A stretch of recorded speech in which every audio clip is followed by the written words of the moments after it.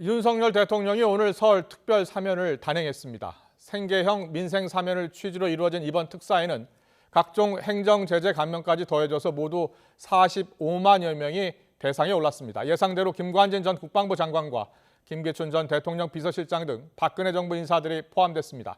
자세한 내용 취재기자 연결해 알아봅니다. 부장원 기자. 네, 법무부입니다. 네, 설 특사 명단이 나왔는데요. 어떤 내용입니까? 네, 정부가 오늘 오전 국무회의에서 설 특별사면과 복권 대상자를 확정했습니다. 윤석열 정부 들어 네 번째인 이번 특별사면 대상자는 모두 980명입니다. 정치인이나 고위공직자, 언론인 출신은 24명으로 박근혜 정부 시절 인사인 김관진 전 국방부 장관과 김기춘 전 대통령 비서실장이 포함됐습니다. 사면 배경에 대한 정부 설명 들어보시죠. 갈등은 일단락하고 국민 통합의 계기를 마련함과 동시에 국가 발전에 다시 공헌할 수 있는 기회를 부여하였습니다. 현재 대통령직속 국방팀 부위원장인 김관진 전 장관은 군사희버사 댓글 공작 혐의로 지난해 8월 파기환송심에서 징역 2년을 선고받았고 곧바로 대법원에 재상고를 했습니다. 하지만 지난 1일 변호인의 만류에도 불구하고 갑자기 재상고를 포기해 형을 확정받으면서 사면 요건을 갖췄습니다.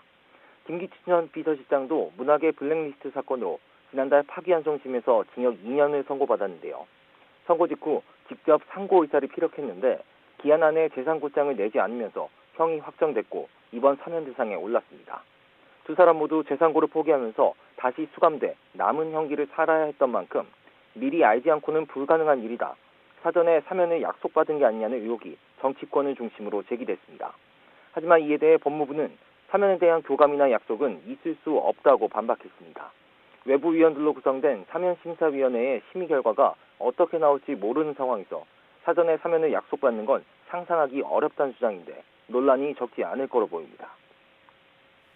네, 그리고 정부가 경제인과 중소기업인 또 소상공인도 사면을 했고 또 생계형 근로자에 대한 행정제재 특별감면도 진행했다고요? 그렇습니다. 말씀하신 것처럼 기업 운영 과정에서 벌어진 일로 실형 복역을 마쳤거나 직책유예 기간이 지난 경제인 5명이 복권됐습니다. 대표적으로 최재원 SK그룹 수석부회장, 구본상 LIG 회장이 포함됐습니다. 정부는 또 45만여 명에 대해서 여객 화물운송업, 식품적객업, 생계형어업, 운전면허 등 행정제재에 대한 특별 감면 조치와 공무원 징계 사면 등을 실시했습니다. 이전에 발표된 신용회복 지원 방안에 따라서 2천만 원 이하 소액 연체 이력자 298만 명에 대한 신용회복 지원도 다음 달부터 이뤄질 예정입니다. 지금까지 법무부에서 전해드렸습니다.